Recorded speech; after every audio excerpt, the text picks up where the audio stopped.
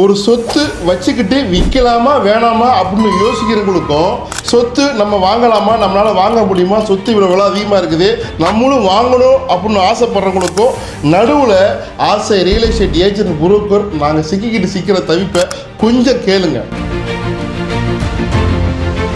ஒரு சொத்து விற்கிறவங்களோட மனநிலைமை, இந்த சொத்தை நான் கொடுத்துட்டாக்கா திருப்பி வாங்க முடியுமா, கண்டிப்பாக சொத்து விலை ஏறிக்கிட்டே போகுது, என்னுடைய ப்ராப்பர்ட்டிக்கு நல்ல வேல்யூவில் விற்று கொடுங்கப்பா, அது வருது இது வருது நீங்களே சொல்கிறீங்க, எங்களுடைய ப்ராப்பர்ட்டியை மட்டும் ஏன் நீங்கள் நல்ல ரேட்டுக்கு விற்று கொடுக்க மாட்டேங்கிறீங்க, நல்ல பையராக கொண்டுட்டு வாங்க அப்படின்னு தான் விற்கிறவங்க சொல்லுவாங்க.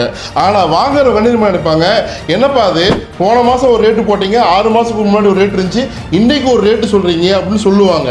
ஆனால் விற்கிறவங்க போன மாதம் விற்ற விலையை இன்றைக்கி விற்கிம்பாங்க, இன்றைக்கி ரேட்டு இன்னும் கொஞ்சம் அதிகமாக விற்று கொடுன்னு தான் சொல்லுவாங்க.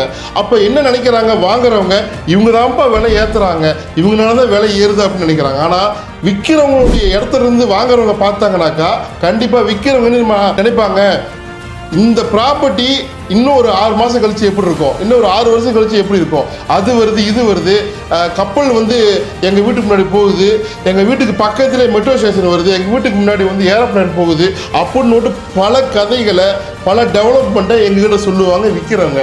ஆனால் வாங்குறவங்க நல்ல சொத்தாக வாங்கணும், ஆனால் விலையும் கம்மியாக வாங்கணும்னு நினைப்பாங்க. இந்த 2 பேர்த்தினுடைய தேவைக்கு நடுவில் நாங்கள் சிக்கிக்கிட்டு சின்ன பணம் ஆயிடுறோங்க. ஆனால் மார்க்கெட் ட்ரெண்டை கரெக்டாக அக்யூரேட்டாக அனலைஸ் பண்ணி புரிஞ்சுட்டவங்க சொத்து சீக்கிரமாக வாங்குறாங்க, சொத்து வாங்காதவங்க பணம் சேர்க்குறாங்க, சேர்த்துட்டு ஏதோ ஒரு இடத்துல வாங்கி போடுறாங்க. நிச்சயமாக அப்ரிசியேஷன் இருக்க தான் போகுது. அதனால் நீங்கள் ஒரு புரோக்கரை நீங்கள் எப்போவுமே குறை சொல்லாதீங்க. இன்றைக்கி எல்லாமே வெளிப்படையாக இருக்குது.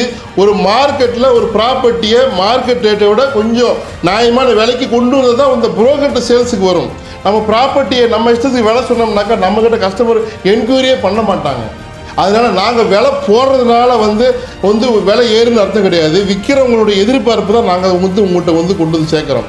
அதனால் வாங்குறவங்களும் விற்கிறவங்களும் ஒரு ரியல் எஸ்டேட் பொருளோட மனநிலைமை புரிஞ்சுக்கிட்டிங்கனாக்கா இந்த ப்ராசஸ் ஸ்மூத்தாக அமையுங்க. விற்கிறவங்களுக்கு நல்ல விலையில் நியாயமான இடத்துல நல்ல சொத்து வாங்குறவங்களுக்கு போய் சேர்கிற மாதிரி அவங்க சொத்து போகட்டும், வாங்குறவங்களும் நல்ல சொத்து அமையட்டும். நம்ம வீடு ரியல் எஸ்டேட் எப்பவுமே எங்களோட கிளைண்ட் பக்கத்தான் நாங்கள் நிற்போம்.